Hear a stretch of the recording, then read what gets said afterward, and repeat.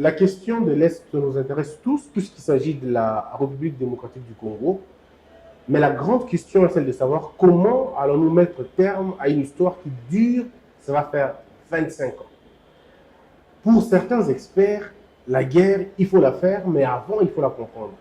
Pour d'autres, il faut plutôt mobiliser le peuple et avoir une très bonne politique à l'extérieur afin de faire entendre notre voix. Mais la grande question, est-ce qu'au niveau interne, sommes-nous conscients des enjeux? Faisons-nous des si bonnes lectures, d'abord de la politique internationale, mais aussi nationale? Toutes ces questions, on les pose, on les discute avec Freddy Mulumba, qui est aujourd'hui, aux yeux de beaucoup de Congolais, l'un des grands intellectuels de notre pays, directeur de la RTNC, directeur général de la RTNC. Et à un moment donné, il a été celui qui a porté sa voix pour parler de la balkanisation. On n'en parlait pas beaucoup, mais il nous a finalement ouvert les yeux avec des conférences pendant très longtemps. Aujourd'hui, il nous fait l'honneur de répondre encore à toutes nos questions sur les questions cruciales de l'Est de la République. Monsieur Freddy, comment allez-vous? Très bien, cher ami. Alors, parlons-en déjà. La grande question qu'on se pose, est-ce que les Congolais comprennent les enjeux du Congo? Oui, je pense qu'il y a, je dirais, un déficit sur les plans géopolitiques. Nos discussions sont toujours locales, alors que le monde est en train de changer. C'est d'abord, nous tendons vers un monde multipolaire. Le monde multipolaire qui était dominé par l'Amérique, c'est fini. Comme ce monde est terminé, nous tendons vers le monde multipolaire. Qui sont les acteurs? Vous avez les États. Vous avez les acteurs non étatiques. Parmi les acteurs non étatiques, vous avez les multinationales, des lobbies, des globalistes, mais aussi Al-Qaïda, qui se disputent maintenant l'espace laissé par l'Amérique, parce que l'Amérique va se retirer, il n'a pas beaucoup de moyens, il va se focaliser sur quelques espaces géopolitiques, et ça va donner l'occasion aux autres, tels que les multinationales, de prendre la place de l'Amérique. Ça va aussi donner l'occasion aux autres, tels que les puissances émergentes, la Chine et la Russie, de prendre des espaces vides que l'Amérique a laissés.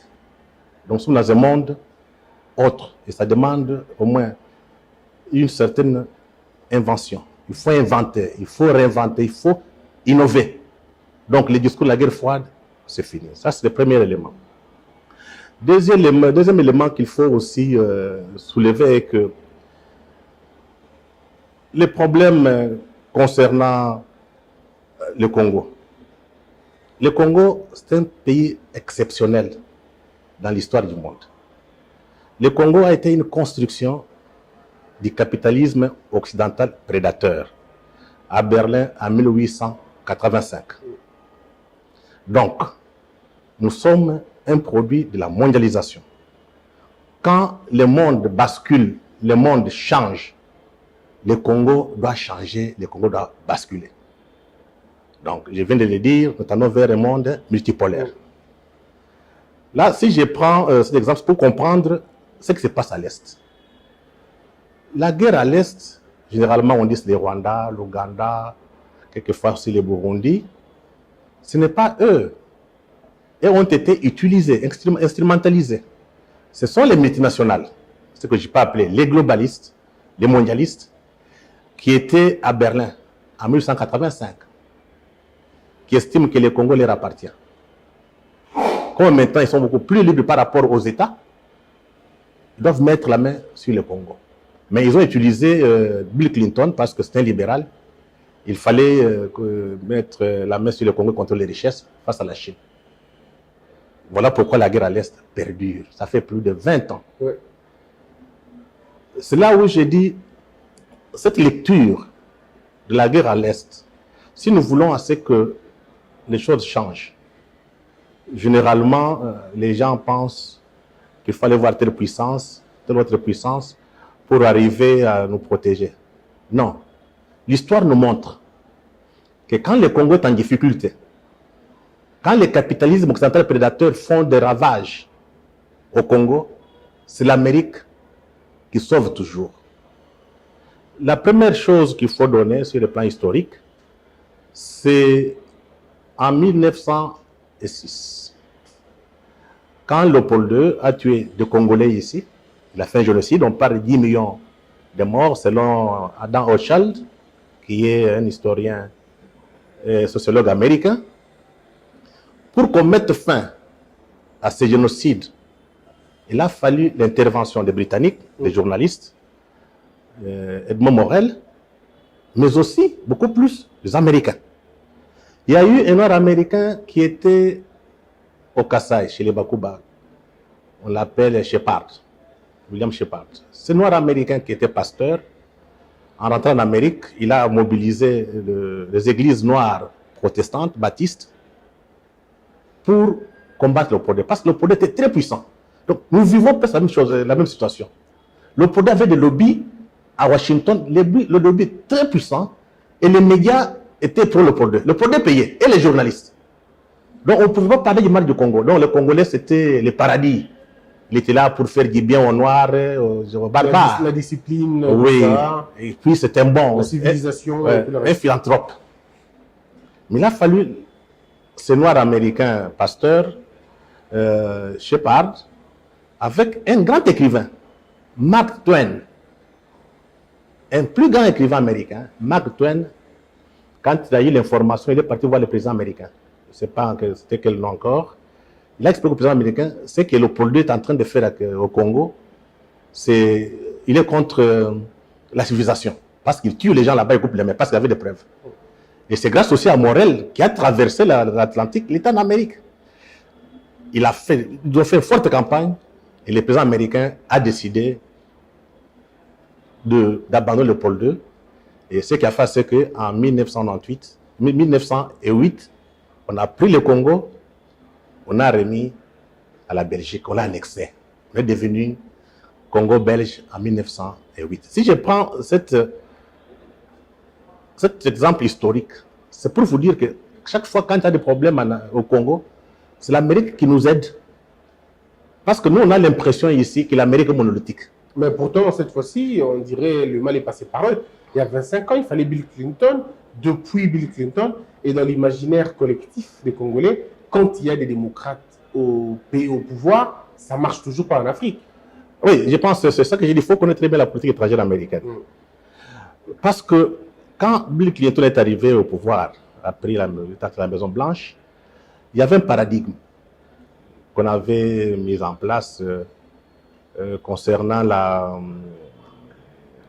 lutte contre le terrorisme. C'est un paradigme pour tous les régimes, que ce soit démocrates, tout comme républicains. Ce paradigme a fait qui était mis en place, qu'on puisse utiliser le Rwanda et l'Ouganda pour lutter contre le terrorisme. C'est pour ça que vous voyez que l'Ouganda et le Rwanda ont donné beaucoup de militaires, de soldats, pour les contingents de la MONUSCO. Ils sont à Centrafrique, ils sont maintenant vers Mozambique. Ils cherchent encore des endroits où ils peuvent travailler pour les Américains. Donc ils sous-traitent en quelque sorte. Mais ce paradigme est arrivé à la fin. Il y a un nouveau paradigme pour les gens qui connaissent la politique étrangère américaine. Le nouveau paradigme maintenant, c'est compétition, rivalité entre grandes puissances. En particulier entre la Chine et la Russie. Maintenant, on n'a pas besoin de petits pays comme les Rwanda. On n'a pas besoin de Kagame. Donc, êtes-vous en train de dire que Kagame, c'est fini? C'est terminé. Comment ça, c'est terminé alors qu'il est en train de... Je vous dis que c'est fini. D'accord. Nous qui connaissons très bien la politique étrangère américaine, on vous le dit. C'est terminé.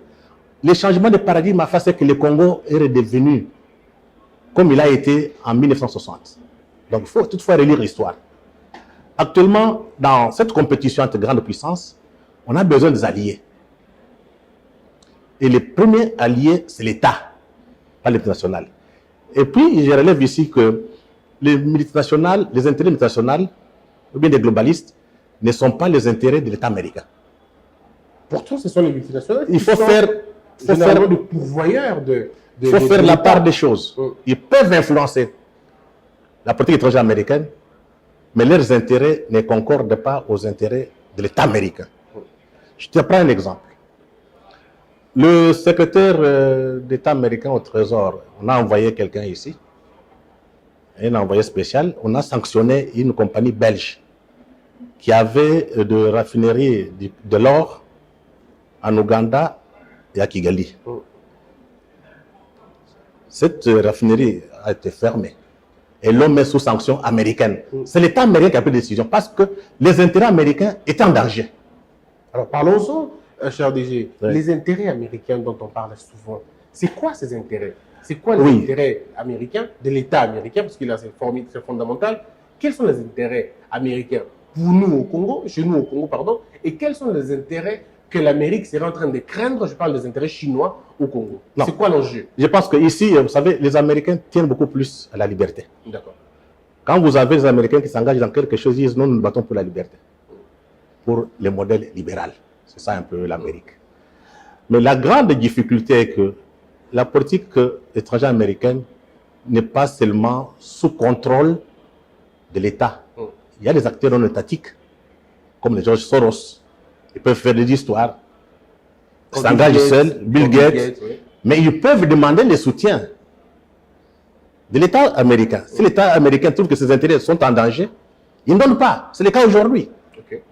Parce que dans cette compétition entre grandes puissances, entre la Chine et l'Amérique aujourd'hui, tout est très clair. Les derniers, je pense, ce mois, 2020, octobre 2022, il y a la stratégie de sécurité nationale américaine qui a été publiée par le département, donc par la Maison-Blanche. Les drames chez nous, on ne lit pas. Et dans cette nouvelle stratégie, sécurité nationale, la Chine et la Russie sont identifiées comme des puissances rivales, révisionnistes. C'est ça le nouveau paradigme. Donc, la liberté, la survie de l'Amérique est menacée par ces deux puissances régionales parce qu'ils veulent remettre en cause le système international libéral tel qu'il fonctionnait. Donc, ça devient maintenant de concurrents. Que faire?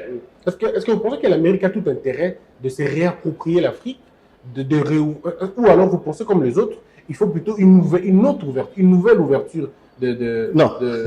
Vous savez, l'Amérique est trop riche. L'Amérique n'est pas pauvre. Mais l'Amérique a besoin aujourd'hui de ce qu'on appelle les minéraux stratégiques. Que nous avons chez nous. Nous avons chez nous le cobalt, le lithium et le coltan. Ça se trouve chez nous.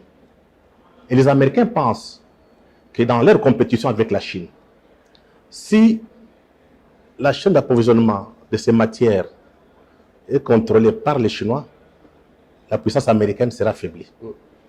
Que faire? Il faut avoir le contrôle sur le Congo. Les Américains, même du temps de Mobutu, il faut lire l'histoire. Du temps de Mobutu, si Mobutu était intelligent, il pouvait développer ce pays sans les Américains, avec les Américains. Les Américains, ils viennent et vous disent, nos intérêts sont là. La sécurité américaine, c'est très clair. Nous ne voulons pas que nos matières premières stratégiques soient contrôlées par la Chine. Parce que ça a des implications sur le plan technologique et militaire. Pour l'Amérique, c'est capital. Mais l'Amérique ne va pas vous demander de mal gérer votre pays. Donc tout dépendra de vous. Parce que quand vous voyez un peu la situation dans le monde, j'étais en Thaïlande. La Thaïlande, c'est un pays pauvre. Il n'a presque rien, il n'y a que les riz et puis le tourisme. Mais la Thaïlande a un état stable. Pourquoi? Parce que l'Amérique a protégé les élites thaïlandaises. Ça donne une stabilité et l'État est stable. Mais chez nous, c'est le contraire. Pourquoi chez nous, c'est le contraire? Parce que dans l'histoire, la situation de l'Afrique et du Congo en particulier était sous-traitée par la Belgique et des puissances, donc une puissance coloniale, qui pensait toujours garder la main dessus. Et nous, on était comme des petits-enfants. Effectivement, ils disent aux Américains, non, non, avant d'aller au Congo, passez par chez nous. Or, ils veulent sauvegarder leurs intérêts coloniaux. Oui. Est-ce qu'on a coupé ce cordon? Je pense que maintenant, avec les nouveaux paradigmes qui viennent d'apparaître, donc qui viennent d'être mis en place, tout est remis en cause. Pourquoi? Parce que on voit les attitudes des Américains. Il y a eu un envoyé spécial de Biden qui est venu ici, qui s'occupe des affaires des mines. Il a rencontré le chef de l'État et puis il a parlé à la presse. Il a dit ceci. Le Congo est le pays le plus important au monde. Ça, c'est l'envoyé de la Maison L'envoyé Blanche. de la Maison Blanche. Pourtant, Blinken avait dit autre chose ici. Oui, c'est pour vous dire que la Maison Blanche n'a pas les mêmes intérêts que le département d'État, que le département de la Défense. Donc, il faut étudier correctement la politique étrangère américaine. Il a dit clairement, le Congo est le pays le plus important du monde parce qu'il a des minéraux qui vont concourir à ce qu'on appelle les changements, on appelle le climat, on appelle ça les transitions énergétiques. C'est lui qui a fait la déclaration. Il est parti plus loin pour dire que le Congo, c'est un pays béni de Dieu. Le Congo a tout. Il a fait à l'ambassade américaine. Mais il n'y a rien de nouveau, cher DG. Non. Ça, on nous dit ça depuis 60. Non, non. Il faut comprendre. Oui. Cet homme n'est pas venu ici pour faire une déclaration. Il y a eu une loi qui a été votée et promulguée par le président Biden sur la chaîne d'approvisionnement de métaux rares dans leur guerre contre la Chine. Pourquoi? Il y a des pays importants, le Congo et la Chine, qui détiennent les clés des succès du changement de climat, tout comme tout ce qui concerne un peu l'énergie, donc transition énergétique. La Chine, il détient à peu près, on peut parler de 70% des terres rares, des minéraux stratégiques. Et ces minéraux sont raffinés en Chine. Donc la Chine maîtrise ce qu'on appelle la chaîne d'approvisionnement des minéraux jusqu'à la production des puces pour les ordinateurs et pour d'autres matériels électroniques. Le Congo détient 130% du cobalt. Et actuellement, nous avons beaucoup de lithium. Nous avons le coltan, son premier produit du coltan, bien que certains Occidentaux pensaient que les coltans qu'on produisait venaient du Rwanda. Le Rwanda n'a pas de mines. C'était les mines, les coltans qu'on pillait au Congo. Donc, le Congo devient un maillon important dans la stratégie de défense américaine. Donc, il faut qu'on soit très vigilant et qu'on comprenne. Mais est-ce que l'élite congolaise comprend ça? C'est ça le drame. Notre élite est restée avec une pensée, des schèmes de pensée de la guerre froide. C'est pour ça que vous dites non, quand ça ne marche pas, nous allons prendre la Russie contre l'Amérique. Quand ça ne marche pas, on va prendre la Chine contre. Non. Les grandes puissances, ils ont des lignes rouges à ne pas franchir. Ni la Chine, ni l'Amérique, ni la Russie ne vont pas se battre pour nous. Un exemple.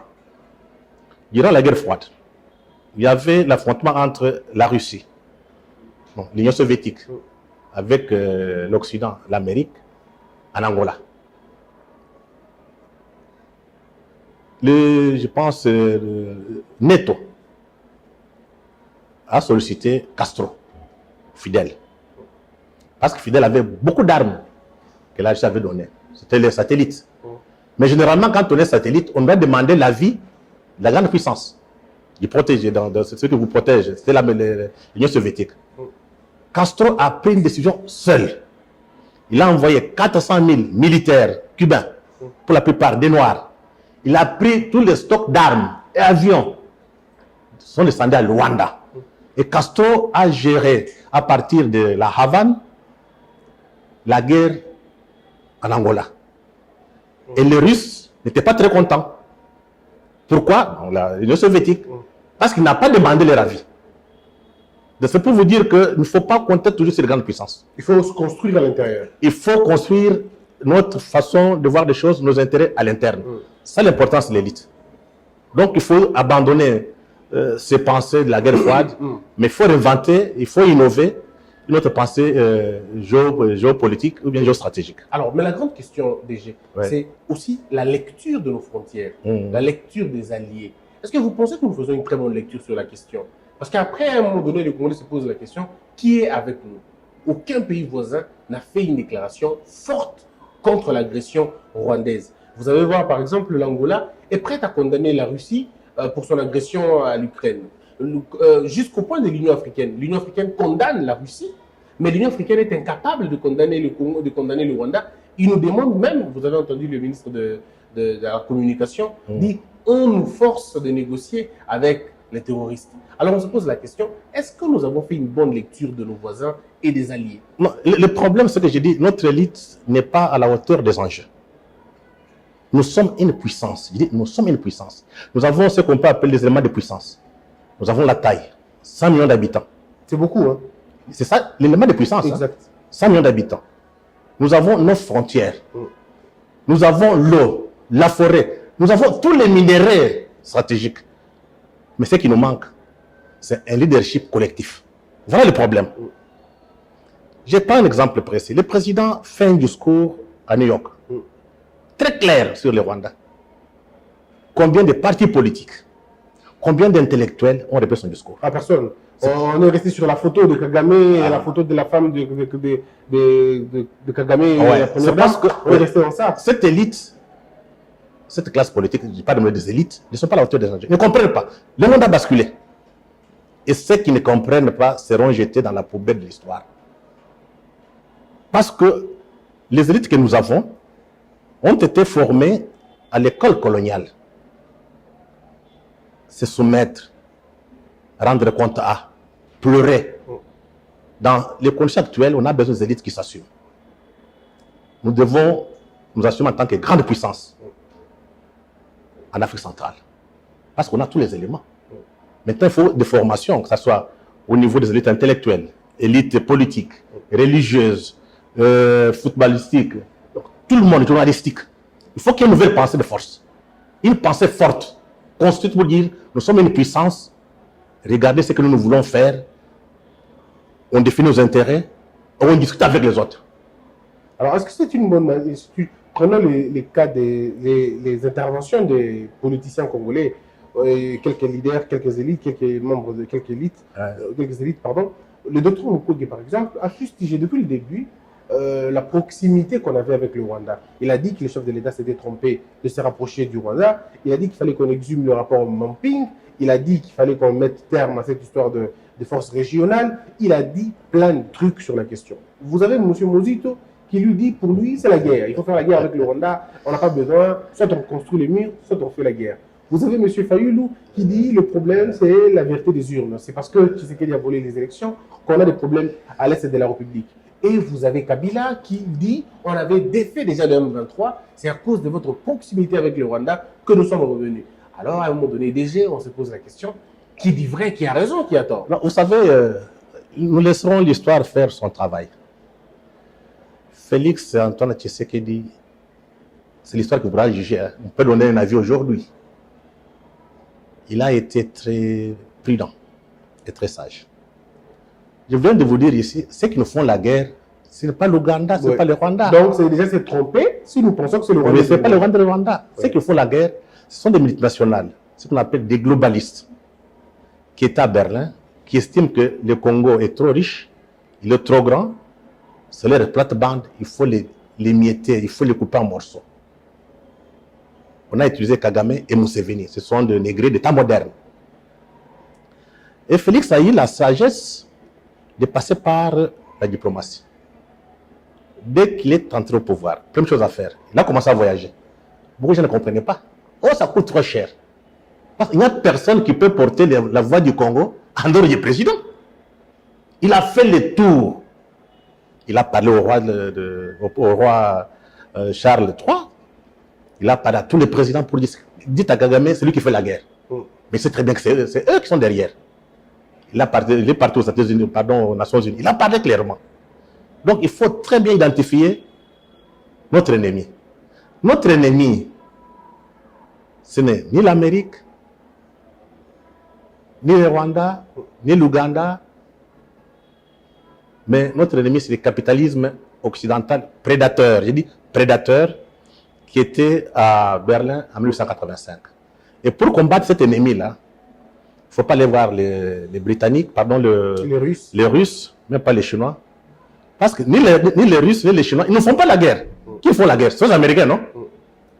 Vous partez en Amérique. J'étais avec un ancien ministre belge, le papa de l'actuel premier ministre, De Croo, Herman.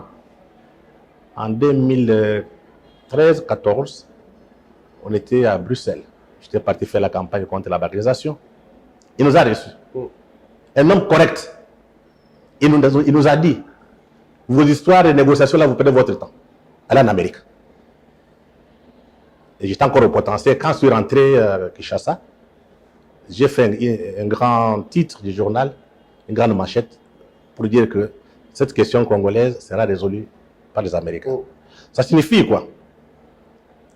Il faut aujourd'hui qu'on comprenne. Nous sommes un enjeu géopolitique pour le monde entier. Tout le monde qui vient ici vient pour leurs propres intérêts. Les Russes, l'État américain, l'État russe, tout comme l'État chinois. Ils ne viendront pas défendre nos intérêts. C'est à nous maintenant de monter des lobbies. Et comme la guerre vient de l'Amérique, ça ne vient pas de la Chine, ça ne vient pas de la Russie, nous partons là-bas. Faire le lobbying comme Kagame le fait là. Mobiliser les étudiants, mobiliser les Noirs américains. Ils sont disponibles. Mais le problème, c'est à Kinshasa, il n'y a pas de répondants. Mais est-ce qu'ils comprennent ça comme ça? À Kinshasa, il faut que les gens... ce n'est pas le travail des politiques. C'est le travail des intellectuels, des gens qui sont des géopolitologues, des historiens. Doivent aider l'élite politique de comprendre les enjeux. C'est prendre cette liberté d'expliquer la vérité. Et donc, comme la guerre commence par là, il faut aller là-bas. C'est par rapport à l'histoire. Le Podé avait tué 10 millions. Il était fort. Il avait aussi des lobbies comme Kagame en a aujourd'hui. C'est grâce aux intellectuels, grâce aux journalistes, grâce aux pasteurs américains, et noirs et blancs, que la donne a changé. Oui, mais déjà, parlons-en. Qui porte votre affaire? Qui porte votre affaire? Le Congrès américain ne parle pas de nous comme peuple congolais. Vous avez Washington Post, CNN, tous ces grands médias américains, on ne parle pas de nous. Les intellectuels américains ne parlent pas de vous. Les footballeurs, tous ces grands... Mais ils vont pas... Non. Ils ne parlent pas de vous. Non, il faut d'abord que nous parlons de nous-mêmes. Alors? La question est la suivante. J'ai su toutes les télévisions. Oui. Je suis malheureux. Je vous dis que c'est un tournant historique. Ceux qui ne comprennent pas seront jetés dans la poubelle de l'histoire. Nous devons prendre conscience et parler de notre propre pays d'abord, avant d'aller parler aux autres. Oui, mais ici, déjà, on cherche un coupable. C'est Tshisekedi qu'on a criblé des balles. Vous avez vu dans les réseaux sociaux, on fait la promotion du Rwanda, on fait la promotion de l'avancée du M23. C'est les Congolais qui le font. Non, ce ne sont pas des Congolais. Les journalistes il y a des mercenaires. Oui. C'est que vous ne savez pas que pendant 20 ans d'AFDEL, on est tellement infiltré. À tous les niveaux, dans tous les domaines. Militaires, politiques. On a infiltré. Et tous les services secrets, renseignements qui travaillent contre nous, ont leurs personnes, des Congolais recrutés qui travaillent ici. Voilà la grande difficulté. Moi, j'ai eu la chance d'aller au département d'État américain. On était avec Kibangula, quand il était en Jeune Afrique. On a été reçu au département d'État, on nous a posé la question, qu'est-ce qui se passe au Congo? On a parlé, c'est à la fin. Il y a une dame qui m'appelle, Catherine, qui était ici en 2000, qui me dit que chez vous, on est inquiet. On ne voit pas une élite qui émerge. Ça, c'est le constat. Mais on ne se pose pas la question, pourquoi il n'y a pas une nouvelle élite? Tous les Congolais ne sont pas tous des idiots. Comment est-ce qu'on peut vivre dans cette confusion, entretenue, dans les médias, dans les milieux politiques, les médiocres prennent la parole? Ça n'a pas fait du hasard. Tout est fait pour donner l'impression au monde entier. Ce peuple-là, c'est un peuple idiot. Un exemple. Est-ce qu'on peut nous expliquer?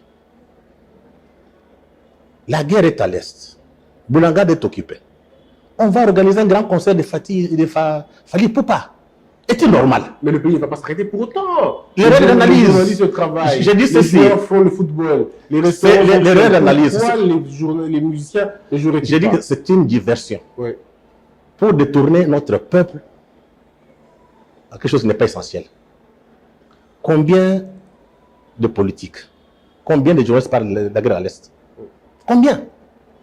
Comment est-ce qu'on peut mobiliser tout notre peuple pour aller danser? Vous savez, quelle image on donne à l'extérieur? Un peuple idiot. C'est faire des dessin. Comment au même moment, Fally fait son concert, son concert. Au même moment, on prend Boudangane. Mais il faut étudier, il faut aller plus loin. Rien ne fait au hasard. Est-ce que vous pensez, êtes-vous en train de dire que on a fait pour divertir, pour distraire notre peuple? Le 11, c'est qui? Mais il y a des gens qui travaillent dans les noirs, non? Donc vous pensez que Fally a été utilisé? Non, Fally a été utilisé. Il y a des forces. Il ne faut pas être naïf. Ça ne peut pas s'expliquer. Ce qui s'est passé, ça peut se passer en Angola. Même au Rwanda. Est-ce que, parce que vous connaissez bien l'histoire, est-ce que lors de la guerre civile en Angola, n'y avait-il pas des concerts à Luanda? Mon cher ami, non, la différence entre les Angolais, c'est quoi? Les Angolais sont sur le plan idéologique très forts. Là, ce sont des communistes qui croient. Les Angolais sont battus pour être indépendants. Nous, on ne sont pas battus. Voilà pourquoi on voit des choses inutiles. Ce qui fait que quand vous parlez de Congolais à l'extérieur, on vous dit, regardez, un grand pays trop riche, mais regardez l'élite. L'élite est idiote. Les gens meurent et ils dansent. C'est l'image qu'on a voulu donner à l'extérieur. C'est la communication très importante. On dit, regardez, les gens meurent là-bas. Mais regardez, ils sont là-bas en train de danser. Il y a encore 11 morts. Mon cher ami. Ça n'y est jamais vu. On pouvait mourir pour les pays, pas les mourir pour les musiciens. Donc, ce sont des clichés comme ça qu'on est en train de travailler pour conforter, pour justifier la balkanisation. Parce que dans tous les milieux, on dit au Congo, il n'y a rien, il n'y a pas d'élite. Donc, est-ce que c'est comme ça qu'on nous a vendus à l'extérieur? On nous présente comme un peuple déconcentré. C'est nous-mêmes. Oui. Nous-mêmes pourquoi? Quand tu as de grands voyages, quand tu as de grands colloques, on n'envoie pas les meilleurs. Ce sont les médiocres qui partent. Et quand les médiocres partent, première chose à faire, c'est quoi? Ils vont chercher des habits. Mais si tu ne mets pas au colloque, on dit, oh, les Congolais, ils sont comme ça. Je te prends encore un autre exemple. Il y a des amis étrangers qui sont venus ici. Ils ont rencontré leurs partenaires congolais. Et quand on demande les partenaires congolais, c'est quoi? C'est qui? Des gens proches de Kigali et des Rwandais. Qui donnent le modèle, ils disent, non, les Congolais, laissez-le. Mais vous dites Congolais, comment on ne peut pas parler avec les Congolais? Et ça se passe en ville ici. Il y a des choses, je dis, nous sommes dans un tournant historique. Il y a des choses qu'on ne doit pas accepter. Et comment changer le paradigme? Le paradigme doit être changé et c'est une chance comme Félix Antoine Tshisekedi a pris une décision de dire non très clairement. Maintenant, il faut que des intellectuels, la presse se mobilisent. Vous savez, il y a quand même une situation, quand on prend les années 60, quand il y a eu, on se battait pour l'indépendance, vos gens qui étaient à l'école des Blancs, des docteurs, des professeurs, n'ont pas accédé au pouvoir. Lumumba, qui n'avait pas fait beaucoup d'études, a émergé. Lumumba a émergé.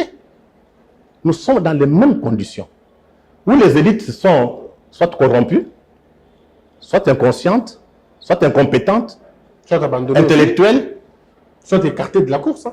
Non, elles-mêmes s'écartent. Parce qu'on ne peut pas, aujourd'hui, avec Internet, on ne t'empêche pas de parler.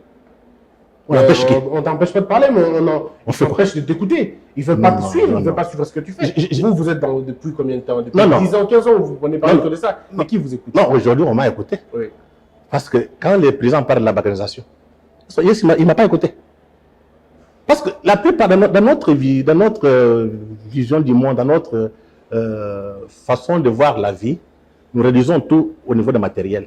Avoir une petite voiture, une maison, parce qu'on a réussi. Ce pays a besoin de gens qui rêvent grand, comme Mobutu. Comme Mobutu, parce que tout le monde a fait peur. Hein? Il nous faut de telles personnes. Mais pas un individu. Il faut quelque chose de collectif. Parce que quand vous prenez dans l'histoire de ce pays, on avait des grands penseurs. Mudimbe, Mugal, maintenant c'est Kamana. Il est mort malheureusement. Il est mort pauvre. Du temps de Mobutu, quand quelqu'un sort, on respectait. Regardez notre université. Par terre, vous allez vous développer avec une université en faillite. La Chine, l'Amérique, l'Allemagne, tous ces pays qui sont développés. C'est grâce à l'alliance. Ils alignent des grandes universités. Mais parlons-en aujourd'hui, DG. Ouais.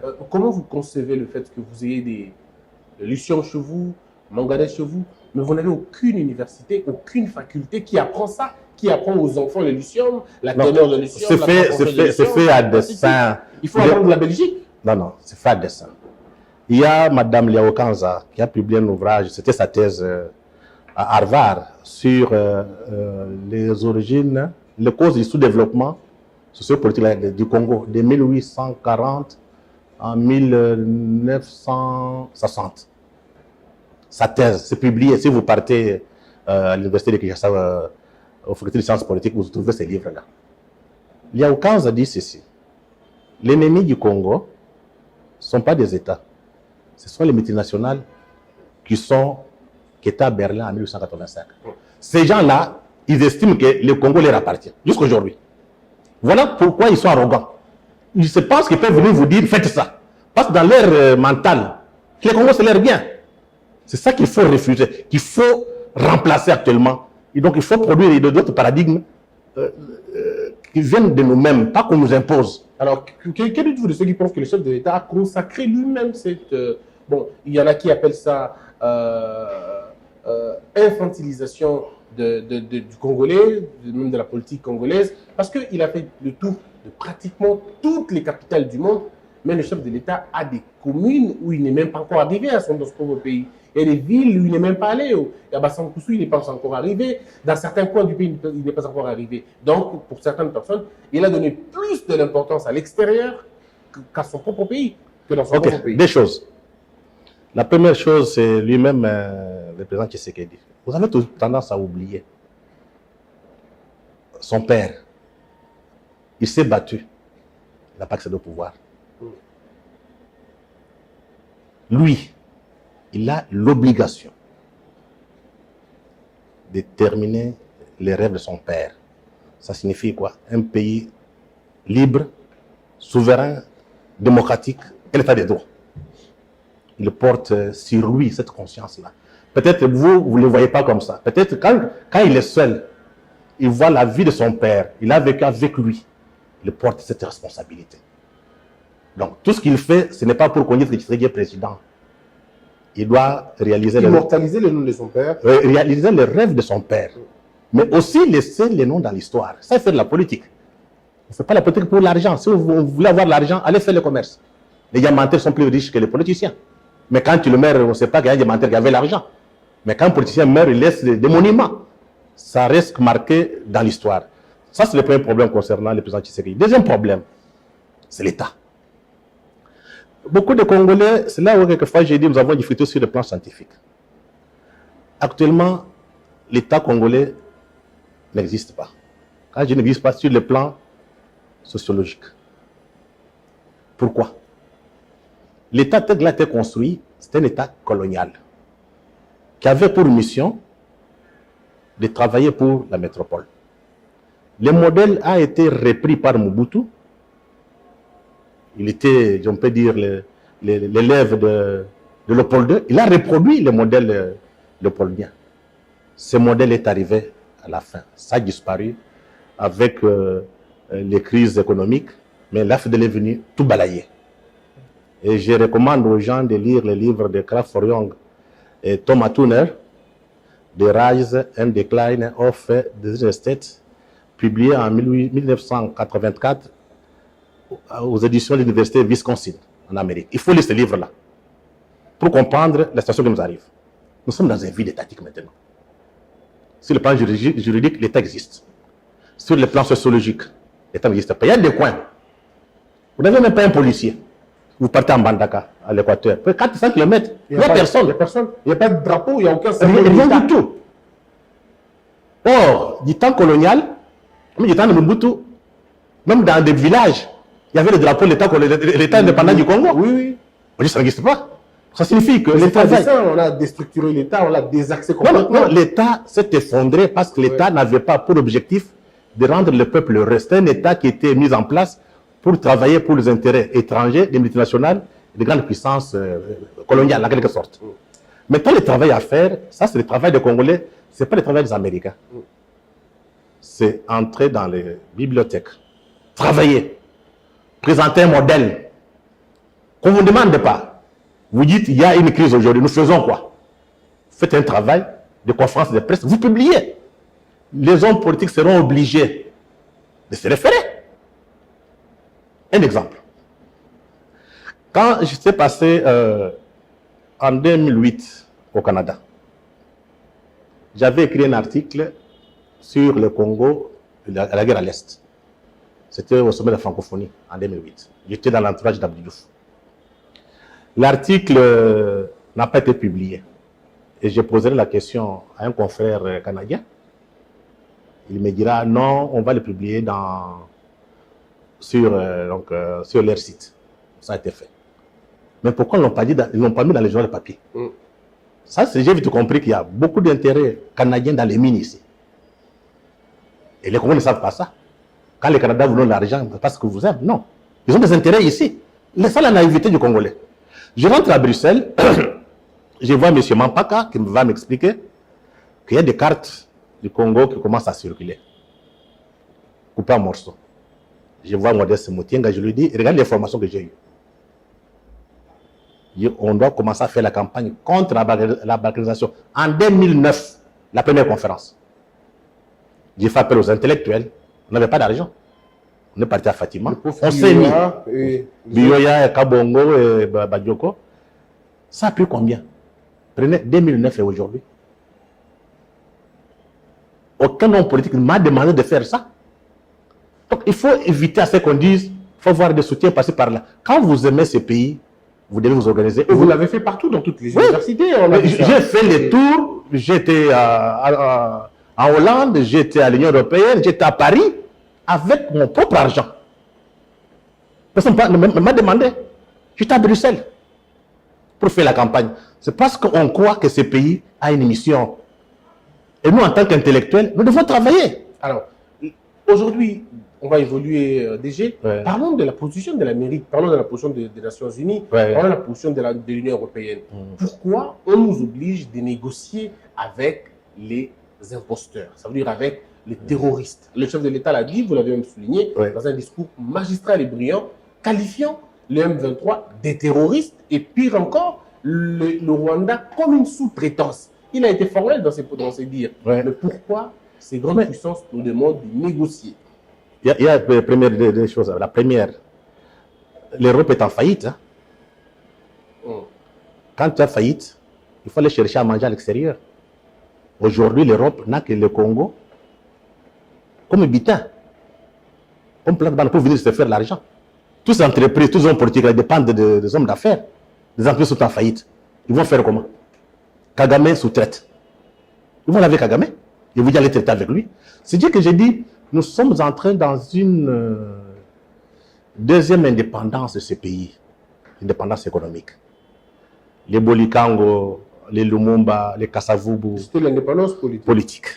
Maintenant, c'est l'économie. 60 ans après. 60 ans après. Nous devons nous battre pour nos minéraux. Ce n'est pas normal qu'un individu vienne à l'extérieur pour nos instructions. Ce n'est pas normal. Ce qu'on fait au Congo ici, on ne peut pas le faire en Angola. Voilà la faiblesse de notre élite. Et je vois des intellectuels qui parlent. Tout ça pourquoi? Ils ont réduit leur vie au niveau des biens matériels. Avoir une voiture, quand ils voyagent en première classe, ils partent à Bruxelles, ils pensent que la vie est faite ainsi.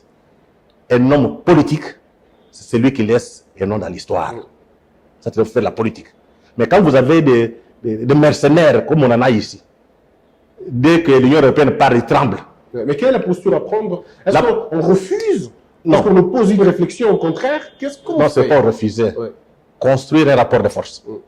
Ça signifie quoi? Ça, par exemple. Oui. Aujourd'hui, les Européens parlent. Imaginez-vous, si toute la presse congolaise avait pris le discours du chef en main, toute la presse, écrite, audiovisuelle, même les réseaux sociaux, les Occidentaux allaient reculer. Il y a un rapport de force, nous devons négocier. On ne négocie pas avec un faible.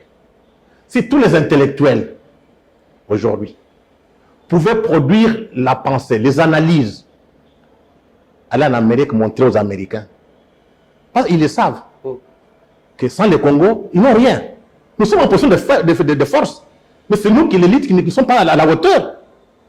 Parce qu'on voit la vie à travers manger et dormir. Donc il faut changer cette classe politique. Et ce sera ainsi. Si on ne le fait pas, d'autres le feront à notre place.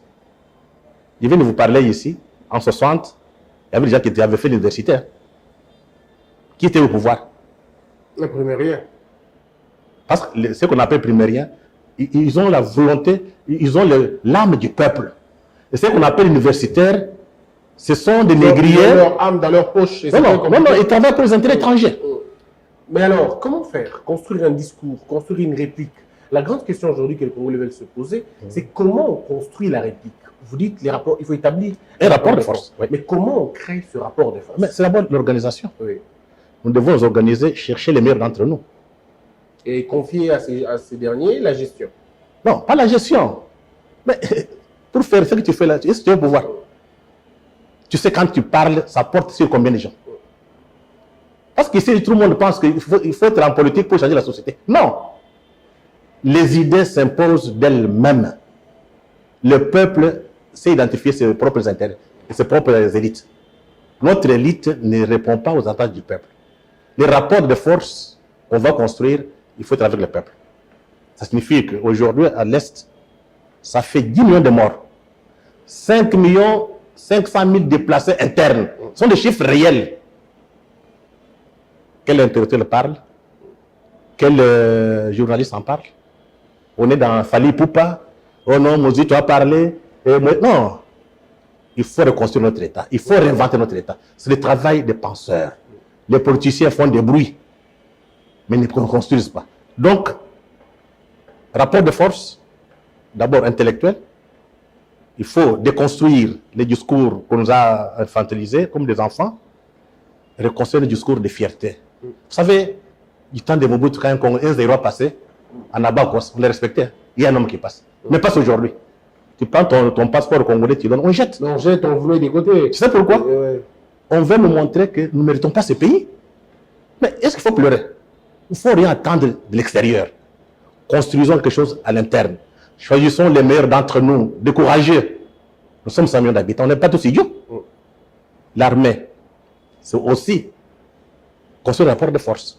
Alors, c'est peut-être ça, c'est par là peut-être qu'on va terminer. Oui. Avec l'armée, il y a eu des nouvelles nominations, changements. Mais comment on explique, aussitôt qu'on change, des villes tombent? Est-ce que c'est un peu comme vous dites, vous déstabilisez un peu, une diversion? On vous fait croire que vous avez fait du très mauvais choix. Mais comment vous avez d'abord vu ce théâtre-là? Nomination lundi ou mardi, au courant de la semaine? Deux choses. Kagame sait que c'est fini pour lui. Sans cette guerre, s'il la perd, il perd son poste. Son régime va tomber. Donc, il n'a qu'à attaquer, il n'a pas d'autre choix. Deuxième chose, quand le président a changé l'état-major, on a perturbé tous leurs projets. On a arrêté des généraux, on a arrêté des colonels. Ceux qui étaient sur place n'avaient pas d'autre choix. D'ailleurs, quand on vous parle de ce qui s'est passé sur le terrain, il y a des militaires qui n'ont pas combattu. Et d'autres ont refusé de recevoir des ordres parce que les ordres venant de la hiérarchie étaient contradictoires. Donc, moi, je pense que c'est la dernière carte pour Kagame. Dans les milieux occidentaux, il faut que les Congolais le comprennent. L'Occident en a marre de Kagame. Vous dites que l'Occident en a marre de Kagame. Kagame n'a plus rien à donner. Je dis ceci. Quand on prend le Rwanda, on prend le Congo, il n'y a pas match. Il n'y a pas match. On ne peut pas se mettre sur les 200 millions de gens. Ce qu'il fait ici, ça va s'arrêter. Parce que pour le monde du XXe siècle, il n'y a pas besoin de Rwanda. Mais pourquoi vous êtes si confiant sur la question du Rwanda? C'est par rapport à l'histoire. Par rapport à ce que moi j'ai fait les sciences politiques. J'étais formé par les Chinois. J'étais formé par les Américains. Je ne les parle pas pour parler, pas pour faire plaisir à quelqu'un. Seul l'État nous donne raison. Mais c'est que vrai, nous sommes du bon côté. Donc, la RDC, les présidents Tshisekedi, ils sont du bon côté. Même avec Bounaganda occupé. Je vous dis que Bounaganda, on va les récupérer. Comment? Quand? Il faut être patient. Le président a bien agi parce qu'il sait très bien que derrière, ce sont les multinationales. Qu'est-ce qu'il faut faire? Il faut passer par des négociations. Il a montré, il doit le montrer à tout le monde. Ils sont même gênés. Ils sont gênés. Donc Kagame devient un fardeau pour eux. Ouais. Et moi, je pense qu'il est sur les traces de Mobutu. Durant la guerre froide, quand à la fin de la guerre froide, on a changé de paradigme. C'était lutte contre le communisme. D'ailleurs, Mobutu s'est terminé. Mobutu n'a pas voulu attendre. On a envoyé un envoyé spécial de Bill Clinton ici, Bill Richardson. Oh. Il est venu dire à Mobutu, c'est fini, tu peux partir. Sinon ton cadavre sera tiré dans la rue. Et j'imagine, j'ai suivi le passage de Blinken ici, et l'interview que Kagame avait accordée à France 24 et RFI. J'ai vu comment Kagame parlait. Il faisait les pieds comme ça. Il était énervé. On lui a posé une question. Monsieur Kagame, est-ce qu'on vous a appelé pour retirer les troupes? On appelle ce qu'on appelle là des mauvais signes. Ça prouve qu'on a envoyé un message, n'est pas prêt pour obtempérer.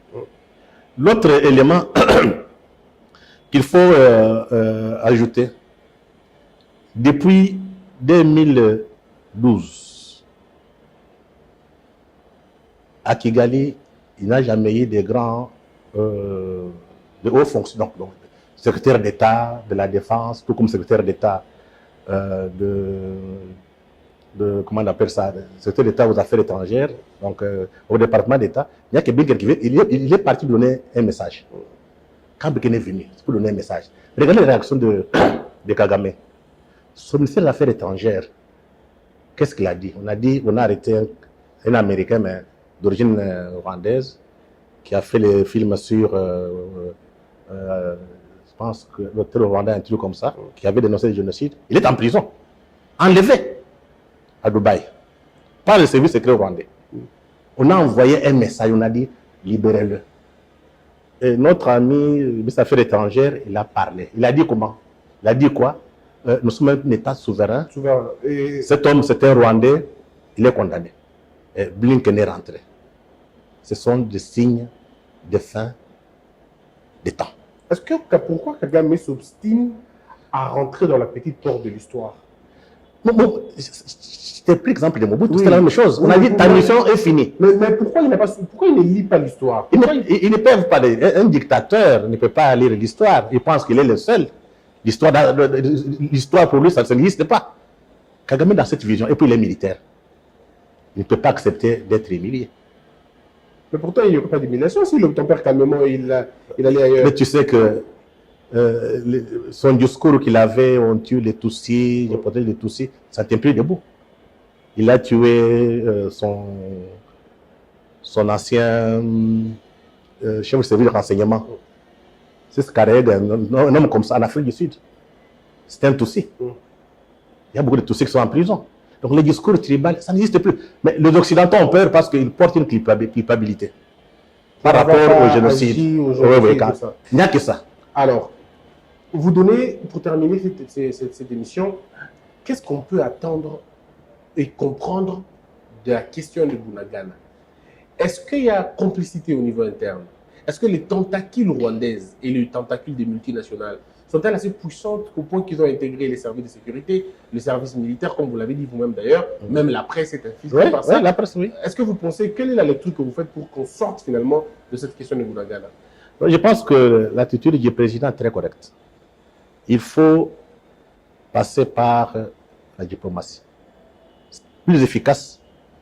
Dès qu'on termine la diplomatie, ça ne marche pas, là on peut procéder par la guerre. Ce qui est normal. Mais aussi, c'est faire comprendre aux Occidentaux. Sans la démocratie, dans les grands lacs, il n'y aura pas de paix. Kagame, c'est un dictateur. Museveni, la même chose. Ils vivent, ils travaillent, donc ils n'ont pas d'opposition chez eux. Tout le monde est en prison. Mais curieusement, les Occidentaux qui viennent nous parler de la démocratie, c'est leurs amis. Il y a des contradictions. De graves contradictions. Alors que nous, ici, on a fait des élections, les gens parlent librement. 3 fois déjà. 3 fois. Mais à Kigali, d'ailleurs, Kagame a dit, il va aller jusqu'en 2630. C'est jamais vu. 34, je pense. Il est maintenant un fardeau pour l'Occident.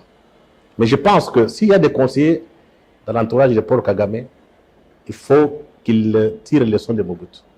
Qu'il quitte les choses avant que les choses ne les quittent. Oui, il faut qu'il quitte avant. Parce que la pente qu'on a prise là, il ne va pas s'en sortir. Comment vous définissez la fin? Comment vous voyez la fin de Kagame? Non, il n'a que deux choses. Soit il accepte, organiser des élections, discuter avec les Hutus, parce qu'il parle des